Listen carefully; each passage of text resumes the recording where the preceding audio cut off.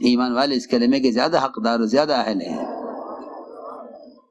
اس لیے ایمان کی بنیادی علامت تقوی ہے، اور ساری نیکیوں کا مدار تقوی پر ہے۔ فرمایا تقوی ملاک الحسنات، ساری نیکیوں کا مدار تقوی پر ہے۔ تقوی کسے کہتے ہیں؟ فرمایا کہ تقوی اللہ سے تنہائی میں ڈرنے کو کہتے ہیں، کہ تقوی اللہ سے تنہائی میں ڈرنے کو کہتے ہیں، جہاں کوئی دیکھنے والا نہ ہو، اور اس پر اللہ تعالیٰ کی طرف سے بڑے وعدے ہیں، بڑے وعدے تقوی پر ہیں۔ سب سے بڑا وعدہ یہ ہے کہ جو آدمی تقوی اختیار کرے گا ہم اس کے لیے ہر تنگی سے نکلنے کا راستہ بنائیں گے۔ پہلا وعدہ ہے یہ، من یتق اللہ یجعل لہ مخرجا، کہ ہم تقوی اختیار کرنے والے کے لیے نکلنے کا راستہ بنائیں گے۔ کاروبار میں ہو، عہدے میں ہو، کسی ملازمت میں ہو، کہیں پھنس جائے، کہیں بھی پھنس جائے، ہم اس کو نکالیں گے تقوی کے راستے سے۔ یوسف علیہ السلام گناہ پر مجبور کیے گئے، ہم کہتے ہیں کہ جی ہم کیا کریں، ہم بچ نہیں سکتے۔ سوال یہ ہے کہ آپ نے گناہ سے بچنے کے لیے کیا کیا؟ ایسا نہیں ہے کہ کوئی بندہ گناہ سے بچنا چاہے اور اللہ اس کے بچنے کے راستے نہ نکالیں، یہ ہو ہی نہیں سکتا۔ اللہ تعالیٰ تو اپنے بندے کے قدم اٹھانے کے قدردان ہیں، تم بچنا چاہو ہم تمہیں گناہ سے نہ بچا سکیں؟ یوسف علیہ السلام گناہ سے بچ کر بھاگے، اللہ تعالیٰ نے ہر دروازہ جو تالا لگایا گیا تھا، اللہ نے ہر دروازے کو ان کے پہنچنے سے پہلے کھول دیا۔ جی ہاں، یہ وعدہ ہے، جو توفیق اختیار کرے گا ہم اس کے نکلنے کے لیے راستہ بنائیں گے۔ یہ اللہ کا وعدہ ہے، من یتق اللہ یجعل لہ مخرجا، کہ یقینی طور پر ہم نکلنے کا راستہ بنائیں گے۔ دوسرا وعدہ یہ ہے کہ ہم ان کو رزق ایسی جگہ سے دیں گے جہاں ان کا گمان خیال نہیں پہنچے گا۔ اسی لیے صحابہ کرام کی آمدنی کے جو اسباب تھے، اللہ اکبر، فرماتے تھے کہ اخراجات بڑھ گئے جماعتوں کی آمد سے، اور خروج کی وجہ سے کمائی کا وقت کم ہو گیا، لیکن اللہ تعالیٰ نے ان کے باغات میں 2 مرتبہ، بعض صحابہ کے باغ سال میں 2 مرتبہ پھل دیا کرتے تھے، اور اللہ ان کو ایسی جگہ سے رزق پہنچاتے تھے جہاں سے رزق کا آنا ممکن نہیں ہے، رزق کا آنا ممکن نہیں ہے۔ صحابی ہیں، پیشاب کر رہے ہیں اور چوہا اشرفیاں لے کر آ رہا ہے، صحابی ہیں، پیشاب کر رہے ہیں، چوہا اشرفی لے کر آ رہا، ایک لایا، دوسری لایا، تیسری لایا، 17 اشرفیاں لا کر دی چوہے نے۔ لیکن جن کو اللہ تعالیٰ غیب کے راستے سے دیتے ہیں ان کے تقوی میں اور اضافہ ہوتا ہے۔ فرمایا چلو چل کے پوچھیں، چل کے پوچھتے ہیں۔ حاضر خدمت ہے، عرض کیا کہ میں پیشاب کر رہا تھا، چوہا اشرفی لایا ہے، آپ کیا فرماتے ہیں؟ آپ صلی اللہ علیہ وسلم نے فرمایا کہ یہ بتاؤ کہ تم نے جس سوراخ سے چوہا اشرفی لا رہا تھا تم نے اس سوراخ میں ہاتھ داخل کیا کہ نہیں؟ میں نے کچھ نہیں کیا۔ فرمایا کھاؤ، اللہ نے رزق دیا ہے۔ اگر تم 1 درہم بھی اس میں سے 1 دینار بھی اپنے ہاتھ سے نکال لیتے تو سوال ہوتا کہ یہ مال کس کا ہے؟ کوئی اس کا مالک نہ ملتا تو بیت المال اس کا مالک ہوتا۔ جی ہاں، تو میں نے عرض کیا کہ اللہ کا وعدہ ہے کہ تقوی اختیار کرے گا ہم اس کے لیے ایسے راستے سے رزق لائیں گے جہاں اس کو گمان خیال نہیں پہنچے گا۔ لیکن لوگ کمائی کے نقشوں میں حرام اسباب اختیار کرتے ہیں، کمائی کے نقشوں میں حرام اسباب اختیار کرتے ہیں۔ میرے دوستوں، بزرگوں، عزیزوں، سب سے پہلے اپنی کمائیوں سے حرام اسباب کو نکالو، اس لیے کہ تقوی کے بغیر اللہ کی طرف سے ملنے کے دروازے کھلتے نہیں ہیں. ہم لقمے کو معمولی سمجھ کر کھا جاتے ہیں. حضرت فرماتے تھے کہ لقمہ سمندر ہے، خیالات اس کے موتی ہیں. جیسی غذا ہوگی ویسے گندے خیالات ہوں گے، جیسے گندے خیالات ہوں گے ویسے گندے اعمال ہوں گے. ابوبکر صدیق رضی اللہ عنہ کا بیان ہے، فرماتے تھے بلکہ پہلا خطبہ خلافت کے بعد تھا، غالباً پہلا خطبہ جو خلافت کے بعد پہلا خطبہ دیا اس میں ہے، فرمایا اے لوگو، سود کا 1 روپیہ، سود کا 1 روپیہ 36 مرتبہ زنا کرنے سے زیادہ گندا ہے. اور آگے فرمایا کہ ایک مسلمان کی آبروریزی کرنا، ایک مسلمان کو کی عزت سے کھیلنا، یہ 36 مرتبہ زنا کرنے سے زیادہ برا ہے. ایک مسلمان کی آبروریزی 36 مرتبہ زنا کرنے سے زیادہ برا. اور فرمایا کہ 1 روپیہ سود کا یہ 36 مرتبہ زنا کرنے سے زیادہ برا ہے. اس لیے فرمایا کہ اپنے غلاموں کی کمائیوں کو اور اپنے ملازمین کی کمائیوں کو دیکھا کرو کیسے کما کے لائے ہیں. اس لیے کہ جو قطرہ خون کا یا جو جسم کا ٹکڑا حرام مال سے تیار ہوا ہے، جہنم کی آگ اس کی زیادہ حقدار ہے، اور یہ جسم کا حصہ جنت میں داخل نہیں ہو سکتا. یہ جنت میں داخل نہیں ہو سکتا. بدن کی جو بوٹی حرام سود کے مال سے تیار ہوئی ہے، یہ جنت میں داخل نہیں ہو سکتی. اس لیے اپنی عبادات کو اور اپنے اخلاق اور معاشرے کو بنانے کے لیے میں کہا کرتا ہوں کہ سب سے بنیادی ذریعہ، بنیادی سبب معاملات کا درست ہونا. اگر معاملات ٹھیک نہیں ہے تو عبادات، اخلاق، معاشرے، اگر حلال بھی کما رہا ہے حق مار کر، یا حلال بھی کما کر بھی حق ادا نہیں کر رہا ہے، تو قیامت میں اس کی ساری نیکیاں اسے لے اڑیں گے. فرمایا کہ اپنی کمائیوں کو حکم پر لاؤ، اپنی کمائیوں کو حکم پر لاؤ، اس لیے کہ تم نماز کے ذریعے اللہ کی مدد نہیں لے سکتے جب تک معاملات کو حکم پر نہ لے آؤ. کیوں؟ اس لیے کہ عبادت سے پہلے طہارت ہے، اور طہارت کامل ہوگی نہیں جب تک معاملات درست نہ ہوں. جی ہاں، کیونکہ ہمارے ذہنوں میں طہارت کا تصور صرف غسل اور وضو ہے، صرف غسل اور وضو ہمارے ذہن میں طہارت ہے. حالانکہ میرے دوستو عزیزو، بدن کے اندر دوڑنے والے خون کو پاک رکھنا، بدن کے اندر دوڑنے والے خون کو پاک رکھنا، یہ بھی طہارت کا بنیادی حصہ ہے. جی ہاں، الطہور شطر الایمان، کہ بدن میں دوڑنے والا خون اگر ناپاک ہے، سود سے ہے، غبن سے ہے، جھوٹ سے ہے، تو ظاہر بات ہے کہ آپ جانتے ہوں گے جن کے خون میں کوئی غلط مادہ پیدا ہو جائے یا خون کے اندر سفید ذرات کم ہو جائیں، کیا کیا حالات بنتے ہیں بدن کے. یہ بدن کسی کام کا نہیں رہتا، بلکہ بعض مرتبہ یہ جان لیوا سبب بن جاتا ہے، اور بعض مرتبہ اگر گردے کام نہیں کرتے تو خون کو مشین کے ذریعے سے، ڈائلیسس کے ذریعے صاف کرایا جاتا ہے.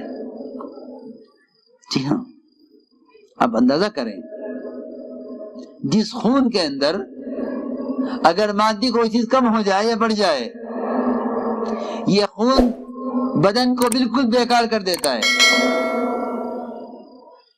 اس سے اندازہ کرنا چاہیے کہ جو بدن عبادت کے لیے بنا ہے، اگر اس کو عبادت کے لیے پاکیزہ غذا نہ ملی اور پاکیزہ خون تیار نہ ہوا تو یہ بدن گناہوں کے اعتبار سے کتنا بگڑے گا. کتنا بگڑے گا. لوگ معمولی سمجھ کر کھا جاتے ہیں کہ کھا لو. ہم سمجھتے تھے کہ لقمہ سمندر ہے، خیالات موتی ہیں، جیسی غذا ہوگی ویسے خیالات ہوں گے. ابو بکر صدیق رضی اللہ تعالیٰ عنہ کو جب ان کو ایک لقمہ بھوک کی شدت میں دیا گیا اور بھوک کی شدت کی وجہ سے کھا گئے، ہمیشہ کھانے سے پہلے پوچھتے تھے، آج کھانے کے بعد پوچھا کہ یہ کہاں سے لائے ہو؟ غلام نے کہا کہ کہانت کی آمدنی سے لقمہ لایا ہوں، کما کر لایا ہوں. کہانت کی آمدنی ہے، پہلے کاہنوں کے پاس جاتا تھا، اس سے توبہ کر لی ہے، کہانت سے توبہ کر لی، مگر میری مزدوری رہ گئی تھی ان کے پاس، آج وہاں سے مجھے مزدوری ملی ہے، اس سے آپ کے لیے کھانے لایا ہوں. ابوبکر رضی اللہ تعالی نے قے کی. لقمہ قے سے باہر نہ نکلا، معدہ خالی تھا، لقمہ ایک معدے میں گیا.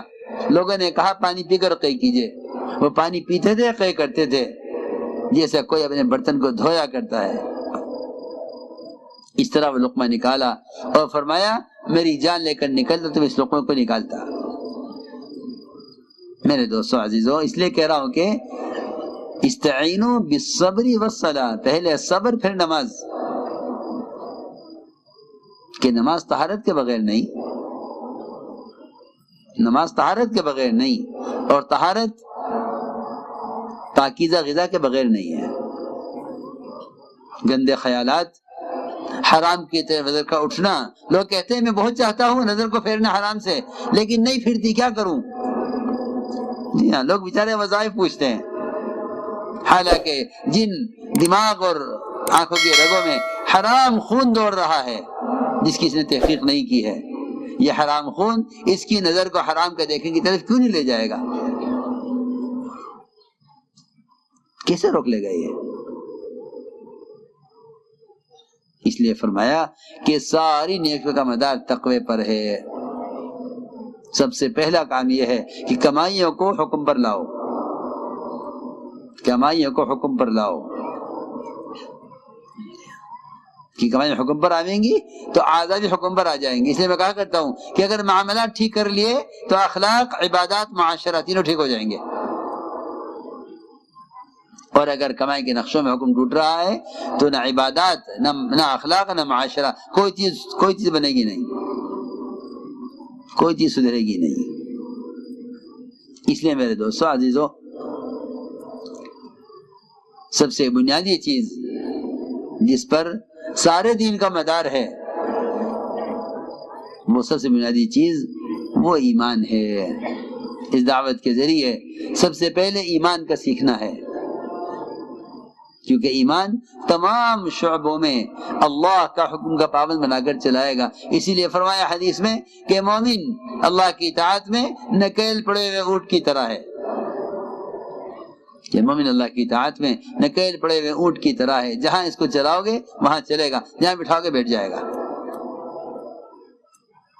اسی طرح فرمایا کہ مومن ایسا ہے جیسا کوئی گھوڑا ہوتا ہے کھوٹے سے بندھا ہوا. کوئی گھوڑا کھوٹے سے بندھا ہوا ہوتا ہے، مومن ایسا ہے جیسے گھوڑا ہوتا ہے کھوٹے سے بندھا ہوا. آپ دیکھیں کہ یہ گھوڑے میدان میں چھوڑے جاتے ہیں گھاس کھانے کے لیے، اور ان کے پاؤں میں رسی باندھی جاتی ہے تاکہ یہ دوسرے کی زمین تک نہ پہنچے، اپنی زمین کے حد میں رہیں. بہت اہم بات ہے، اپنی زمین کے حد میں رہیں.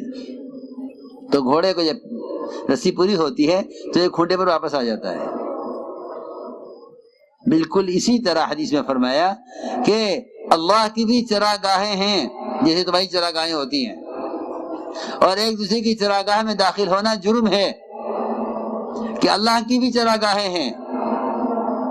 فرمایا الا ان حرم اللہ محارم، کہ اللہ کی چراگاہیں وہ اللہ تعالیٰ کی حرام کی ہوئی حدود ہیں، کہ حد سے آگے مت بڑھو.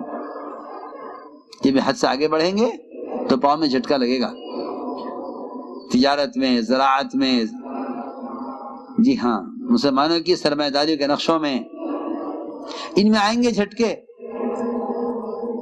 لیکن مومن وہ ہے جو جھٹکا لگتے ہی فوراً توبہ کی طرف آ جائے۔ جی ہاں، یہ ایمان کا تقاضا ہے۔ جس کے دل میں ایمان ہوگا وہ اپنے کاروبار کے جھٹکوں سے، حوادثات کے جھٹکوں سے اور قرضوں کے مقدمات کے جھٹکوں سے توبہ کی طرف آئے گا۔ جس میں ایمان نہیں ہوگا وہ کہے گا کہ دنیا میں تو حالات آیا ہی کرتے ہیں۔ جی ہاں، آج کل یہ مسلمانوں کی زبان پر عام ہو گیا ہے کہ دنیا میں تو حالات آیا ہی کرتے ہیں، حالات سے نہیں گھبرانا چاہیے۔ سنو غور سے بات، وہ کون سے حالات ہیں جن سے گھبرانا نہیں چاہیے، اور وہ کون سے حالات ہیں جس پر آدمی کو توبہ کر کے راستے پر آنا چاہیے؟ ان کو دونوں کو الگ الگ کر کے بتلا دیا۔ اگر تم 100% دین پر ہو، 100% اللہ کی اطاعت پر ہو اور 100% نبی کی سنت کے پابند ہو، پھر تم پر حالات آئیں تو ان حالات پر شکر کرنا، کیونکہ یہ حالات نبیوں کی لائن کے ہیں۔ اور اگر حالات آئیں غور کرنا کہ حکم کہاں ٹوٹا ہے۔ اگر کہیں حکم ٹوٹا ہے تو یہ حالات اس حکم کو پورا کرانے کے لیے، اور یہ حالات اللہ کی طرف سے تنبیہ کے لیے اور راستے پر لانے کے لیے آئے ہیں۔ اسی لیے جو لوگ اپنے حالات کو اسباب سے جوڑ دیتے ہیں یا اپنے حالات کو حکام سے جوڑ دیتے ہیں، وہ اللہ کی طرف حالات میں اللہ کی طرف نہیں آتے، بلکہ ان کو ان کے حالات اللہ سے اور دور کر دیتے ہیں۔ اور اصولی بات ہے کہ اللہ تعالیٰ اپنے بندے پر حالات لاتے اس لیے ہیں تاکہ یہ توبہ کی طرف آئے۔ وَلَنُذِيقَنَّهُمْ مِنْ عَذَابِ الْأَدْنَىٰ دُونَ عَذَابِ الْأَكْبَرِ لَعَلَّهُمْ يَرْجِعُونَ، ہم چھوٹے جھٹکے لائیں گے ان پر تاکہ آ جائیں توبہ کی طرف۔ میرے دوستو عزیزو، مومن تو وہ ہے کہ اگر پیر میں ایک ٹھوکر بھی لگے تو اسے یاد آئے کہ اس نے اللہ کا کوئی حکم توڑا ہے، یا اسے ایک ٹھوکر بھی لگے۔ میں آپ سے سب سے کہتا ہوں کہ جب حالات آئیں تو عبادات میں کمی بعد میں دیکھنا، پہلے معاملات کو دیکھنا کہ کہیں حق مارا ہے کسی کا، کہیں حق کسی کا مارا ہے، کیونکہ اللہ تعالیٰ اپنا حق جس کے لیے چاہیں گے معاف کر دیں گے۔ جی ہاں، لوگ حق مار کر سمجھتے ہیں کہ یہ مال میری ملکیت ہو گیا ہے۔ لوگ زمین کا اوزار بنوا کر سوچتے ہیں کہ یہ زمین میری ہو گئی ہے۔ نہیں، اللہ تعالیٰ مظلوم کے ساتھ ہے، اللہ مظلوم کے ساتھ ہے، اور وہ ظالم کو پکڑیں گے ظالم کو۔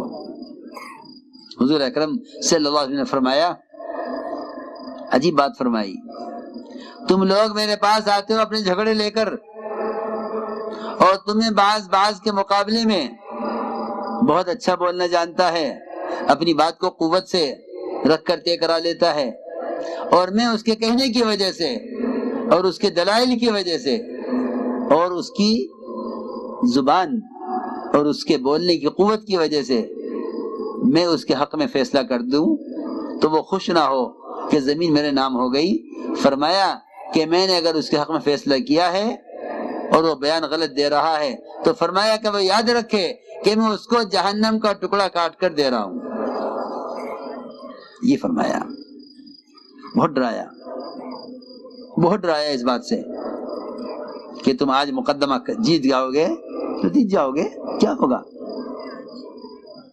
کسی یتیم کی زمین پر، کسی بیوہ کی ملکیت پر اگر تم نے دعویٰ ثابت کر لیا اور کاغذ تمہارا نام بن گیا تو آج بھی خدا کی قسم وہی بات ہے جو بات آپ کے زمانے میں تھی کہ آپ نے فرمایا کہ جو کسی کا حق کسی دلیل سے یا کسی جھوٹی قسم سے یا اپنی بات کو منوا لے اپنی بات کی قوت سے، تو وہ یہ نہ خوش نہ ہو کہ مجھے میرے حق میں فیصلہ ہو گیا، فرمایا کہ میں اس کو جہنم کا ٹکڑا کاٹ کر دے رہا ہوں۔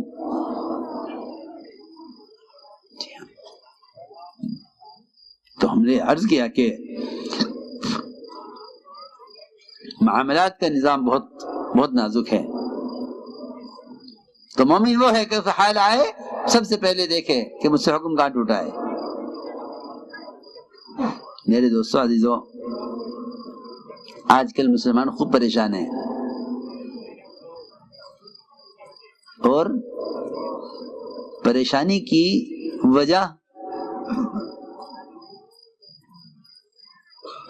کی وجہ تلاش کرنے میں ناکام ہیں، کیونکہ جو آدمی پریشانیوں کو اسباب سے جوڑے گا اسے کبھی پریشانی